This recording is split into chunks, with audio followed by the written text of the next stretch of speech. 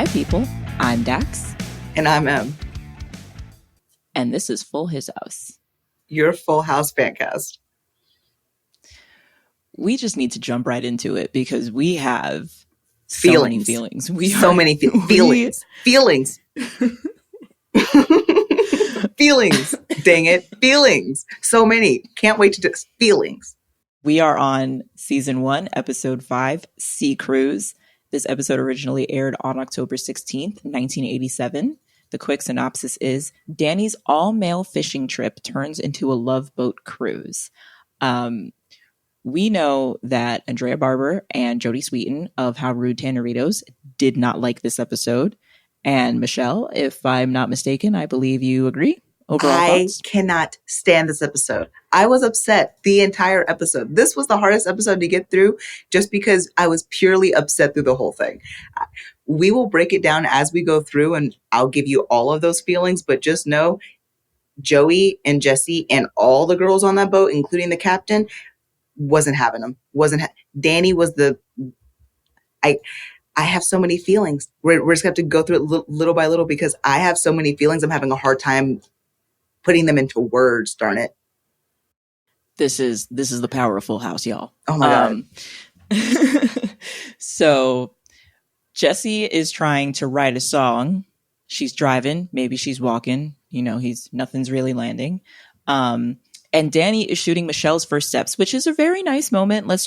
It's kind of real. I mean, these are actual babies who are now walking, and we get to experience that on TV. I know that the girls might feel differently about that. But I hope that they know that this is a very special moment. Seeing Michelle walk for the first time, I'm just as happy to see these girls, walk for the first time. It's very sweet and super cute. And I love that we get to do that with the family. The calm before the storm. Okay.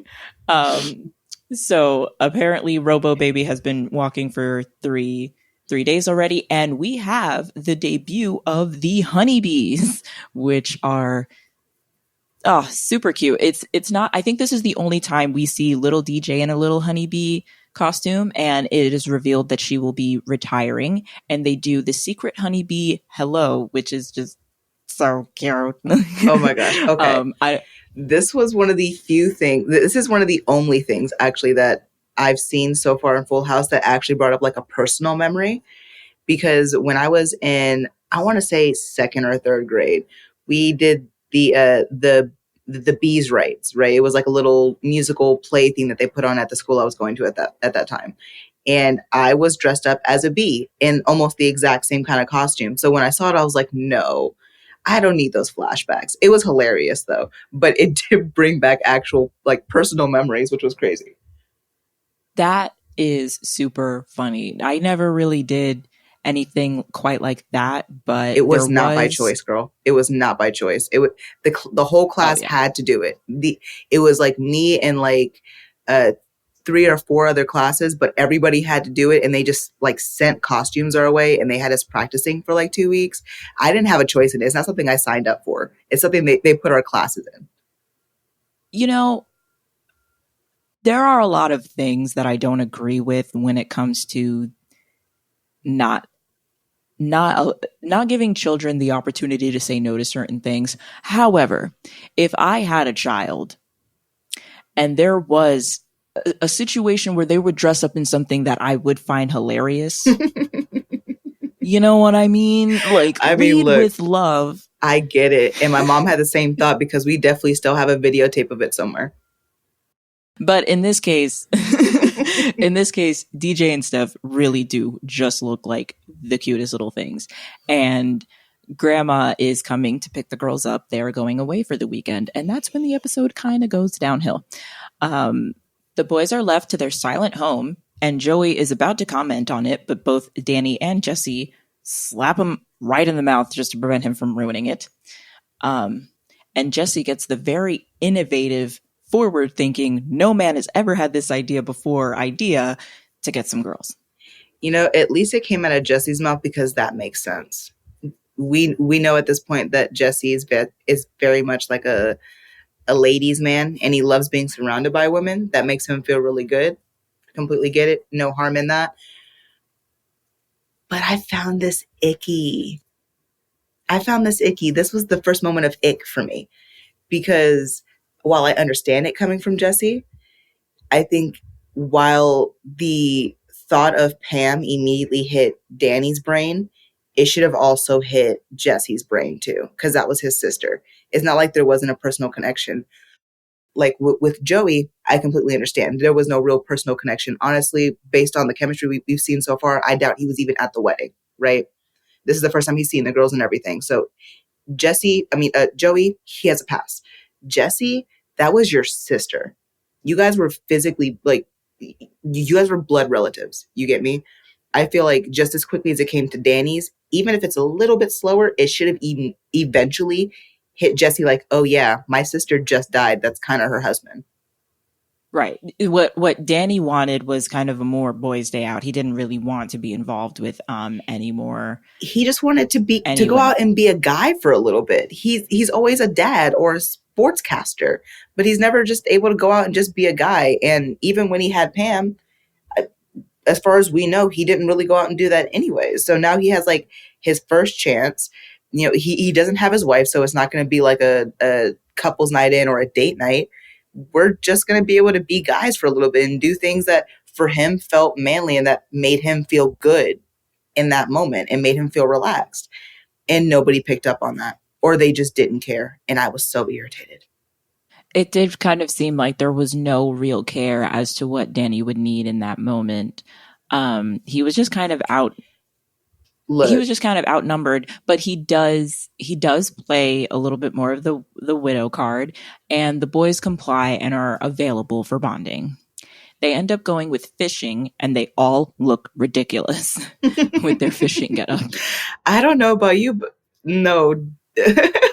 Danny Jesse, looked good. Looked also well, no, Danny looked good. I mean, it just the hat was what was ridiculous. Everything else was absolutely fine. It was just that damn hat. He was giving hot dad vibes, and that was probably the first time I was ever really attracted to Bob Saget. But oh my goodness, I was here for the whole thing, including the hat. I was here for the whole thing. It's giving that in this whole episode. I feel like I'm fighting for Danny, despite the fact that I can't be there. But I'm fighting for Danny through this whole episode, and it just kills me that the people who are supposed to be closest to him are not seeing it. And I also want to say bravo to Bob Saget in that performance period, because he was able to make the emotion match what his character was meant to be feeling in the moments where those ideas were being brought up. I think it's more rare, at least back then, where you wouldn't see where you would see somebody react, but after the information's been given. Instead, he waited for the right moment to make sure that his face changed, his body language changed. Like he really fed into that moment. Like, this is uncomfortable, but how do I tell them? And that was read all over his face. 100%. I mean, he was really good at, like, even this is episode 5, and he was already, like, you know, a performer, an actor, a comedian, and he already had the skill set, but to be able to be so Danny already about it, you know what I mean? Like, to put so much definition behind this specific character is very impressive for episode 5. So the boys are about to head out, but Jesse gets a call from Roxana. Well, I guess Joey picks up the phone, and he does a whole, you know, thing where he's being annoying about playing the game of telephone. So the short of the story is Jesse and Roxana dated and drifted after she became famous.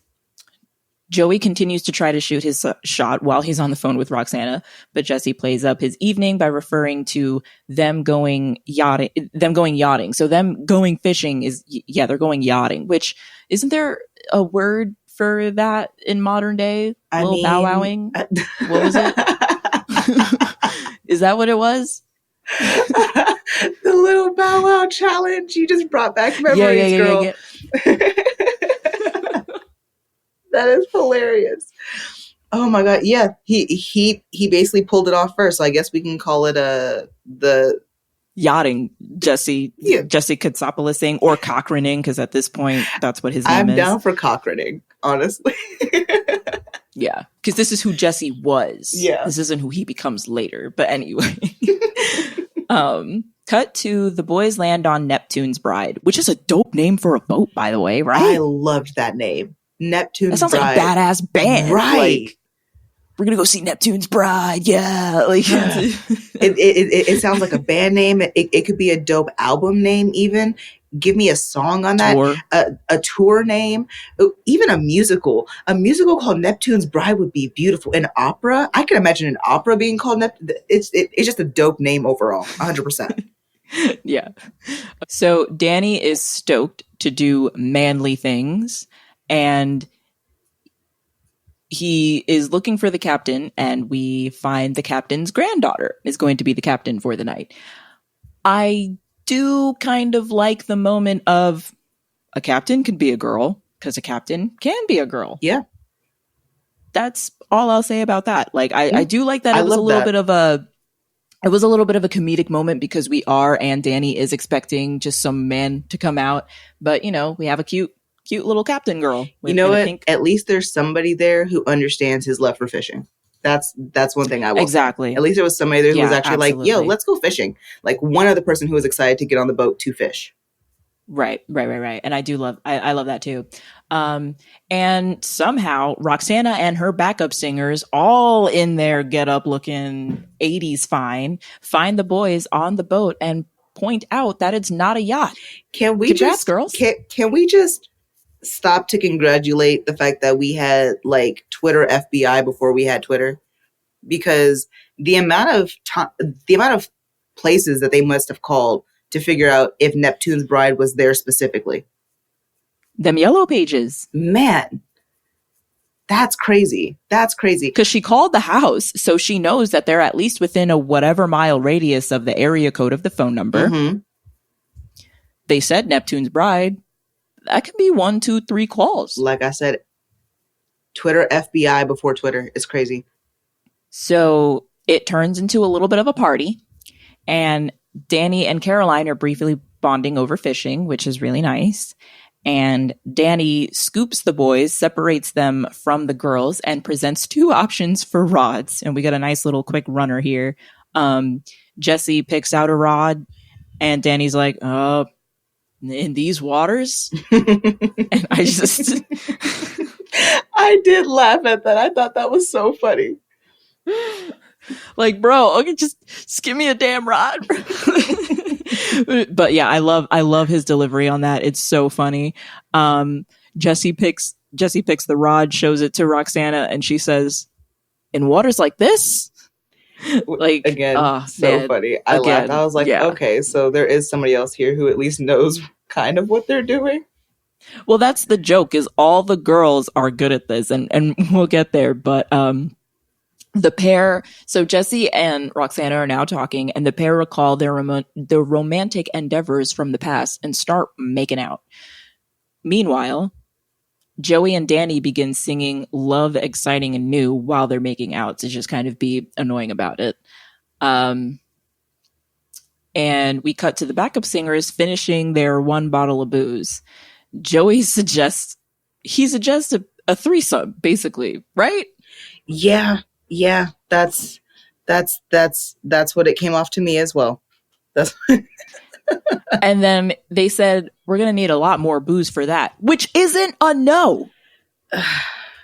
I mean, I guess on one hand, like, good for Joey. He's definitely punching. I have too many. Well, nothing wrong with threesomes and everything. It's just, he could have made that happen, and that should have been the rest of the episode. Or does he make it happen? I don't know. Anyway. No. If I remember correctly, he does not. Okay, yeah. Yeah, he does not. While again, I'm very happy for Joey, very happy for Jesse. Danny. What about Danny? Why are we just...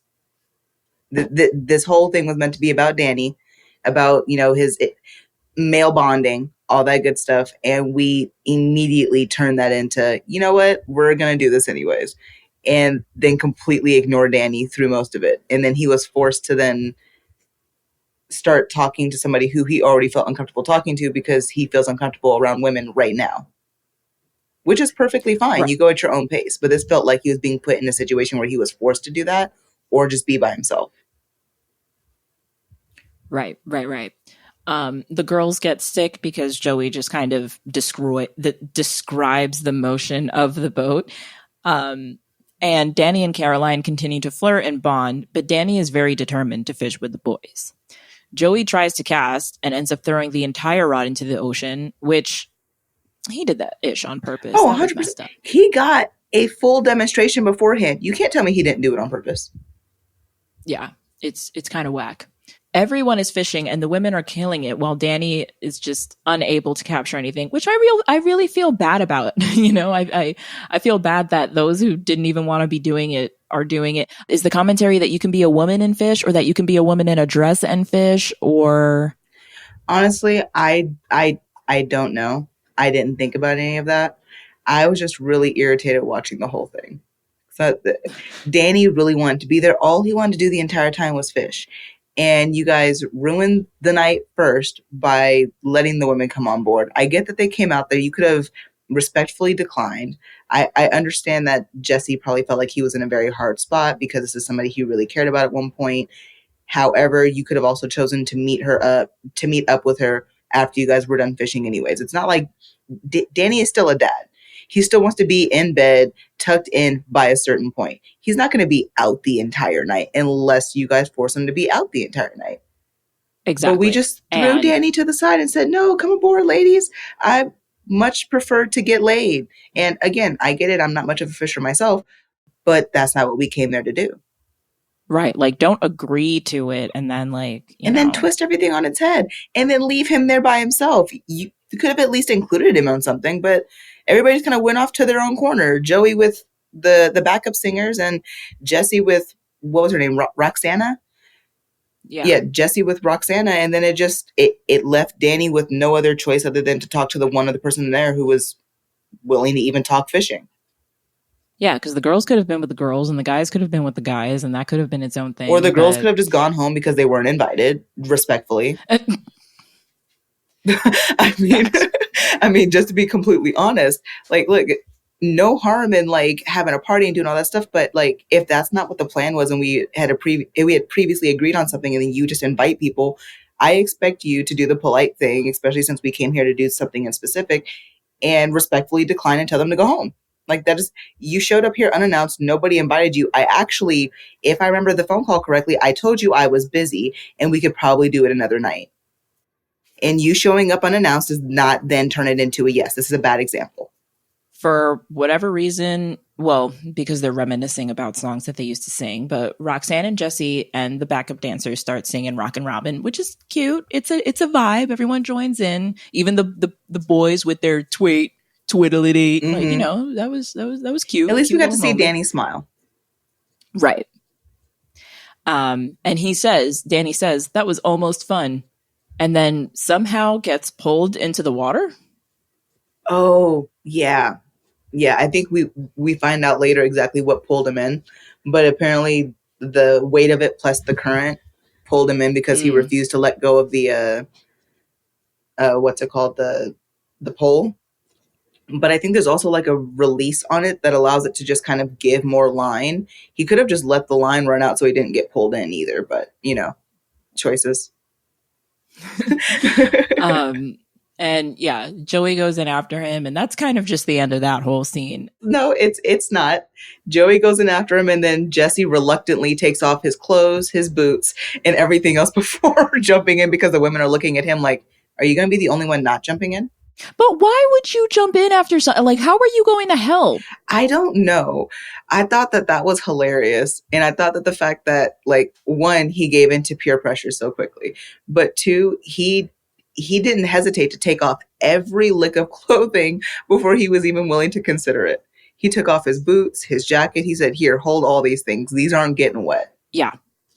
Weird. I mean, if anything, realistically, shouldn't the captain have gone up and like stopped the engine if they were still moving? Otherwise, them falling in could have just thrown a life. What are those things called? The life jacket, life raft. The raft. Yeah. I don't remember what it's called, but those little things, the flotation devices, if you will.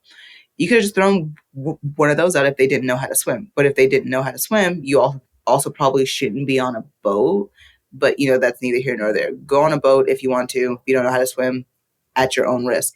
But there's always those little flotation devices. The captain's right there. So if they were moving further away, the captain should have been the one to run. And one person is more than enough to save another person. If they both died, I mean, you want Jesse to go down with them, is what it sounds like. Just three hopeless men trying to save each other, but but whatever, at least it was funny. Mm-hmm. I think. The next day, all the girls are at the house and Joey is serving up his fish. And the backup singer said they really enjoyed their time with Joey and they give him a double kiss. Roxanne and Jesse have a hard time saying goodbye, but Roxanne suggests go on tour with him. And Jesse takes offense. How do we feel about that whole conversation? So I can understand kind of taking immediate offense to it. I think sometimes when we hear something, we'll have a reflex kind of emotion to it. But as adults, we're meant to figure out how to be able to regulate those and at very least take a moment to think before we speak. And that was one of those moments where he should have utilized that. Again, I can understand kind of, and it says being like, wait, so you just want me to come and follow you around? Like, I'm not a puppy dog. I'm not here to just trail behind you in your success. Like, you know what I want. I can understand those emotions, but we still have to learn to regulate our immediate reaction with what we're truly feeling so we can communicate that. And again, that's just something that he failed at doing at this moment. Right. And I agree with you. I think that it would have been a lot different if he would have said, well, I can't do that right now. I'm raising 3 girls. Yeah, but we also know that that's not at the forefront of his brain. Right. We know that at least with who Jesse is right now, because I don't know who he turns into, but with who Jesse is right now, he's only been there maybe a couple of months. I don't really know what the time frame is, but if he got the chance at his big break, if she had said something like, why don't you and your band come and open for me on tour, he would have jumped at that chance because it would have been an opportunity to develop his music and gain some kind of traction and be able to do that. But because that's not what she said, because it was just, hey, just why don't you come and be my lackey, help us pack up our bags, listen to my music backstage. He's like, I don't want to be a fangirl or a fanboy. That makes sense. I don't want to be a fan, period. I want to be able to do what I love doing. If the opportunity was to push his career forward, I think without a doubt he would have jumped at it. But because it was more of the way he took it was give up your career and just follow me on mine. He took offense to that. Absolutely. Yeah. And I do think that makes sense. I was kind of a little bit thrown off by both of them. I thought his reaction was a little bit off-putting, but I also think yo, Roxanne, why was this the offer years ago? Or do you why aren't you saying oh, well, I'm going to be on the road. I'll be back on this date. Maybe we can try something out and see what happens. It was just very much expecting a lot from him. And from him, it was just such a reactive, I don't know. It was just, yeah, there's a reason why these two aren't together. Oh yeah, 100%. And with her, I think it was more so insensitive than anything else. But I also think that speaks to the lifestyle that she's living at that moment. They wrote her character accurate to who she would have been as somebody who was, big in the music business, at least big enough to be known by Joey when he picks up the phone. You get me? So she's going to be a certain amount of at least self-centered. And in her head, she's just I just want to be with you. So why don't you come and do this? In her mind, she's I'll take care of you. You're not going to have to worry about anything.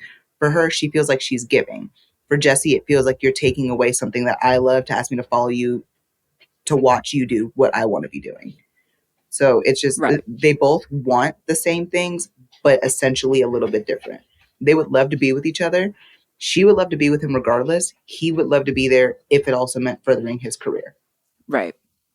It's just not the right time. Exactly. And in the kitchen, Caroline and Danny are having a conversation. Caroline asks if she can take him out to dinner, and Danny is just not able to do it. And he says, you really shouldn't be here.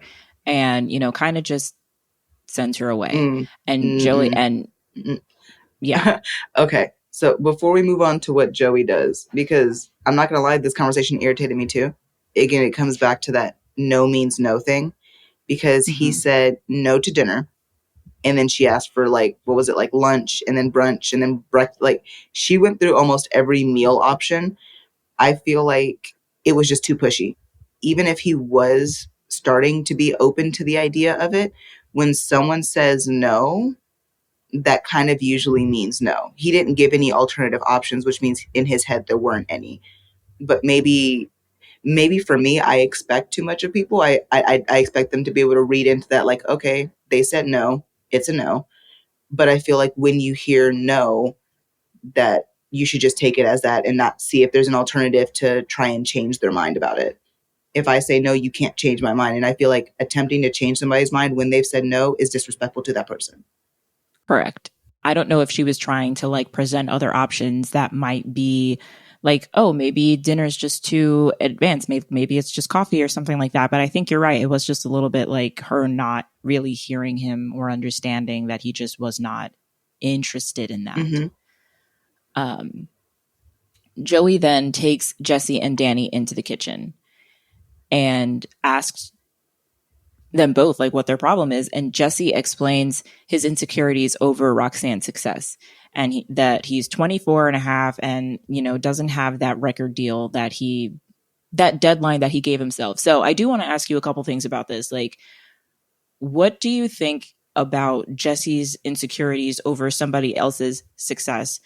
Does that have anything to do with also her being a woman? And the other flip side of that is, how do we feel about these deadlines that people tend to give themselves, and just like these arbitrary not statistics, like these weird arbitrary goals and deadlines that we have for each other, that kind of, or that we have for ourselves, that make us feel like we have or have not reached success? So I feel like, let me see if I can tackle each of those kind of separately. The one that's freshest in my mind is what you just asked, so I'll start there. Mm-hmm. As far as like putting a time limit on your success, I don't think that you can put success on like a time graph. That's just not how it works. There's a lot of people who have gained success early. There's some people who gain success late. Like there are actors who had regular jobs until they were in their 40s or 50s before they had their big break, and now they're, A-list celebrities. So putting your success on a time graph and judging it based on that is never going to help you. It's only going to depress you.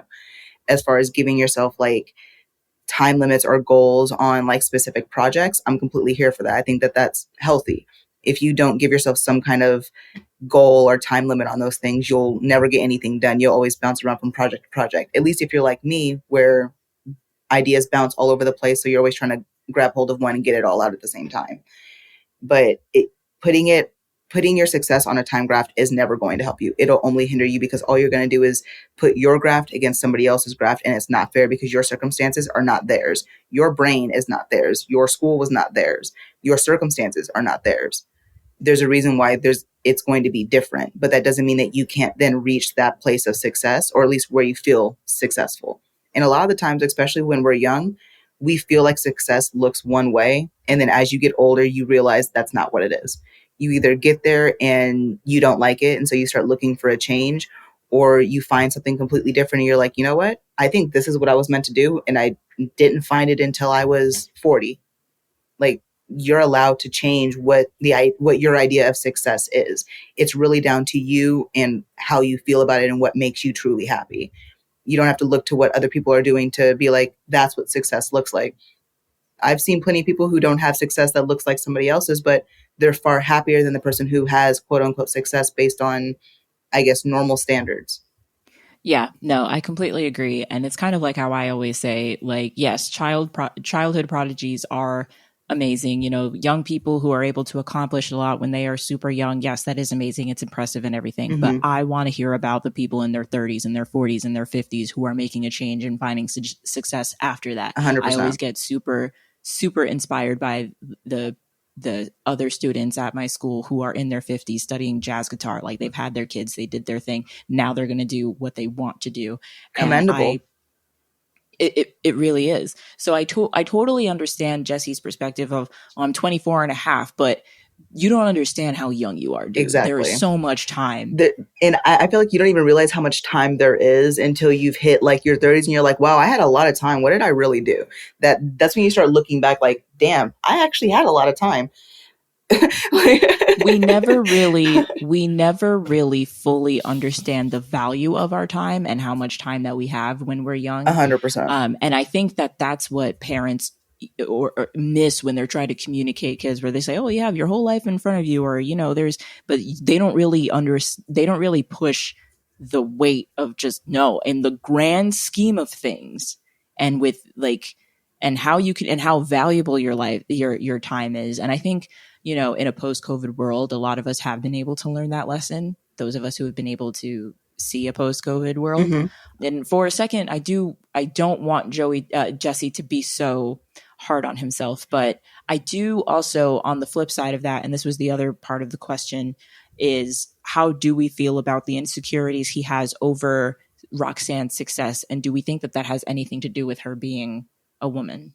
I feel like no, mainly because he did go on a bit of a tangent, right? Where he kind of started just kind of emotion vomiting in a sense, where he started just like allowing it to come out. And he mentioned how like he got their band together, how he helped them get to, a point where they were seen.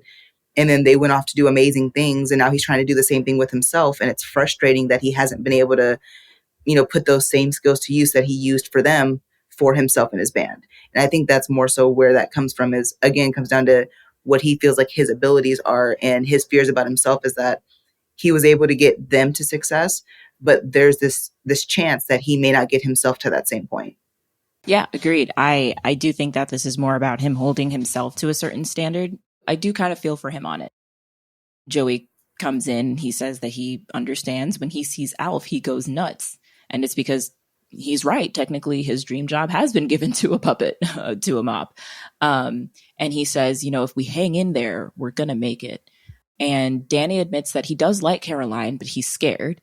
And how do we feel about this? Joey explains that he understands that it's tough, but we get through them with the people by our side. He reminds them both not to push away good people just because they have other issues going on. I think that can kind of apply to Jesse. Like, he doesn't necessarily have to cut Roxanne off, but I'm not sure that really applies to Danny right now. I'm not saying never see Caroline again, but I do think that that's a fine option for right now, because it's not that serious. It's not that deep right now. Like, it's been one night, I thought that, okay, so I don't think it really applied to Danny. I'm not gonna lie, I really don't. Mainly because I think that I've mentioned the fact that I feel like she was super pushy, especially when she was asking him. You can keep things friendly, but as far as actually being friends with her, I wouldn't go that far, because usually people who come off that forward immediately, even after you've said no a dozen times, that's going to be that person, just again from experience, who's always waiting for you to be single or ready to start dating so that they can jump in and put their hat in. And that's not really somebody who's going to be your friend. That's somebody who's looking for an opportunity, a way to jump in real fast. She's already shown that she's interested, which is fine. I think if anything, he should take away from this that like he is ready for female friendship if he's open to that. But he also already said he's not ready for that. He said he's not ready for it, period. So then saying, well, I know you're not ready for it, but you can just be friends with her. I just said I'm not ready for it. I don't want another woman in my life right now. I'm not ready to even figure out what that would look like. And I can understand that, because if he's not ready to move on, when you're friends with the opposite sex, especially if that's what you're attracted to, and if you already find them attractive and you already think that they're your type, there's always that chance of falling for that person before you're ready to deal with those kind of feelings. So I think it didn't apply to him, because he doesn't need to be friends with somebody who he is interested in when he's not ready to be interested in somebody. Right. I agree. And, they do ask, Joey, where all of this, wisdom is coming from. I mean, he makes a joke that it's what Scooby told Scrappy last Saturday morning. But, I think we do get these little hints of Joey just being a little bit more in tune with the emotional needs of those around him. He has these moments where he's he can read the room, and he he is super serious. And whenever he is serious, it obviously hits just so much harder because he is Joey. He is always joking. Mm-hmm. And it always catches you off guard every single time. But it is some of my favorite moments in the show is when we have serious Joey. Because it's very it's just very impactful from him. I really appreciated this. Again, I don't feel like the advice itself was like something that Danny needed, but it was definitely something that Jesse Right. needed to hear. It was very accurate to Jesse, but it was also very refreshing having it come from Joey because it was it was the first moment that I've seen with him like that. So it was a refreshing change. I feel like when you have friends who are constantly jokes, you're always wondering like, do you have the ability of being serious? So when it comes out, it does hit a little harder because you know it's genuine coming from them because they're not really like this.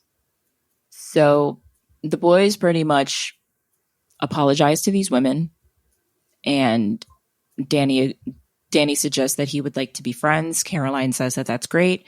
Jesse admits that he was acting insanely jealous, and Roxanne says his time will come. He's too good. And the girls come back from their trip with Grandma, and Jesse ends by saying he's living on the edge of cuteness. And that's our show. Yeah. I mean, he's not wrong. You may not have the life that you thought you would have, but again, that comes down to just sometimes your idea of success will change, and that's completely okay. Exactly. Yeah. So what is our not in my house moment, if any? I feel like I have so many, but okay, so I I feel like in this episode we didn't get any of those not in my house moments because it was really just centered around like the men and whatnot. But I can say like not for me moment would have been letting the women come aboard regardless of us saying that we were busy. I feel like that was very disrespectful and it wouldn't have happened to me. I would have dismissed them just personally. I agree. That probably would have been the same thing for me. I think that it was a little bit of an overstepping the boundary. I think that it's crazy that, you know, Danny was even gracious enough to have those girls stay at his house overnight. Danny is like the sweetest person in the entire thing. Just period. He is the sweetest. What do they call it? Golden retriever energy. Which totally makes sense because that's the family dog. Yeah. Do we have a get the violins moment? I will give this one to Joey. Again, I didn't think it was something that would apply to Danny, but I think that the speech itself was so out of character that I will give him the violins at this point. Yeah, I'd give him the same. Do we have a full stop? Ooh, I feel like we have a couple full stops. I would say that maybe this episode was a full stop. Yeah, I do think that a little bit of a full stop would just be, the girls showing up, inserting themselves into the situation. Just, you know what? I can even say the girl, what's her name? Caroline, the one who was the captain of the boat. Her coming on so strong to Danny at the end, asking him for like 4 different types of meals, despite him saying no to the first, second, third, and fourth one, and then still not picking up the hint. That would be my full stop moment, because whether it's male or female, no means no. It doesn't matter who it's coming from. Absolutely, I agree. I would say, I don't think I have another one for that either. I think we're pretty aligned on all of these. And finally, it would be a dad like Danny.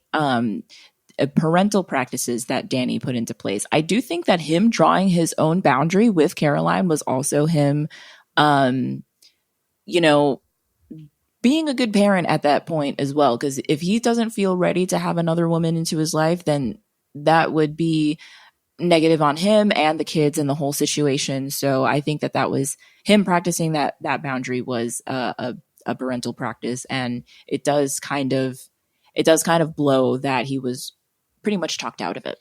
No, I completely agree. I would say him putting the boundary there was also really good, but I feel like because she was a stranger, sometimes boundaries are a little bit easier when there's no real ties. I'm going to give it to him setting his boundaries with Jesse and Joey when they first brought up the women in the first place. Like, he really opened up and he was very honest about how he was feeling. It is not his fault that they then threw his feeling to the side because the women showed up anyways. But he was very open and honest about it. He not only set his boundaries, but he gave them the reasons as to why those boundaries are there. Absolutely. Yeah. It's really some expert stuff. But yeah, any other thoughts before we close it up? This is probably an episode I will not repeat. I love Danny as a character. I've been really enjoying watching Jesse kind of develop. But this one was heartbreaking just for Danny altogether, because I feel like we ended the episode with still nobody understanding where Danny was coming from. Exactly. Yeah. And I feel like we're going to have a few moments where it's just like, oh, damn, Danny can't catch a break. So yeah. Yeah. But there are great moments for him too. But like, I mean, and that Danny's character for that reason is so special. I know that the show is pushing Jesse as the main character, and as history goes on, John Stamos will kind of hold that, as will the girls and their relationship. But I'm really excited to really just focus in on the role of Danny, and, you know, how his character is developed and stuff like that, because I think it's more important. We'll definitely be keeping an eye on all of the development realistically. I think because Danny and Joey are both kind of, I don't want to say, so they're basically side characters in a sense, right? Like, they are still major characters, but they don't get nearly as much screen time nor like story time. So I'll be watching very closely to see how they're developed with so little being shown. And even when they are shown, it's still kind of focused on somebody else. Right. And right now, it's so early on in the show. Nobody's really getting their own episode yet. Nobody's really getting their own narratives yet. So it is a little bit, they're doing a good job of making it as evenly split as possible, but still obviously being a little bit more John Stamos leading. Yeah, I mean, it's definitely more John Stamos leading, but they are doing a good job of kind of giving us separate storylines and plots and development for each character through the whole thing. Even if it's minor, it's still there. Right. Yeah. Excited to, as always, get into more. No kidding. But yeah, shall we close out? Let's do it. Thanks for listening, everyone. Please remember to like, subscribe, follow all the things, and stay tuned for the next episode. Until then, this is Dax. And M reminding you to never walk away angry.